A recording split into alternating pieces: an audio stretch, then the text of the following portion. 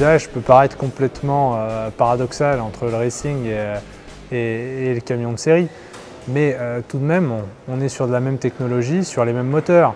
Donc le développement, par exemple, de la combustion restera, même si c'est pour un usage routier, au niveau de la géométrie, de l'injection et tout ça, toutes les caractéristiques de combustion qu'on a remarquées et qu'on a vu en poussant les moteurs à l'extrême en puissance sur les moteurs racing, on pourra le retrouver, on pourra s'en servir pour les moteurs série. Un moteur de course, comme on l'a dit, il est poussé à l'extrême en termes de puissance.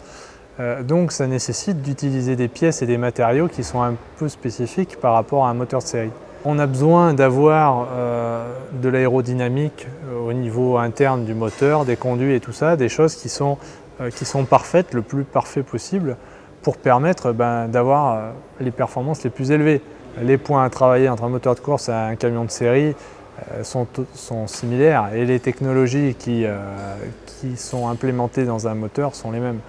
Donc les points principaux, c'est l'injection, donc tout le système d'injection qui permet de gérer l'introduction du fuel donc, dans la chambre de combustion, donc, qui génère la combustion, qui génère la performance du moteur. Il y a aussi tout ce qui est mécanique, les pièces mécaniques, donc le vilebrequin, tout l'attelage mobile. Donc ça, ces pièces-là, c'est principalement la fiabilité et aussi la chambre de combustion pour sa forme, qui permettent d'avoir des rendements intéressants. Et puis après, autour de ces systèmes-là, c'est tout ce qui est l'aérodynamique, donc avec les turbocompresseurs, les collecteurs. Et puis un point important, c'est tout ce qui est l'électronique, puisqu'on sait que maintenant les moteurs sont complètement électroniques. Donc le contrôle moteur est aussi un point prépondérant et une pièce prépondérante de la performance et de la fiabilité pour les moteurs série. En gros, on peut considérer qu'un moteur de course, il a un niveau de puissance qui est 2 fois supérieur à un moteur de série, et idem pour le couple.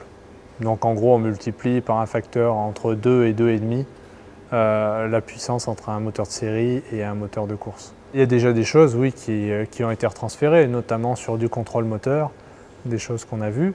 L'autre point aussi, c'est sur de l'analyse de combustion, donc sur des phases de fonctionnement moteur spécifiques.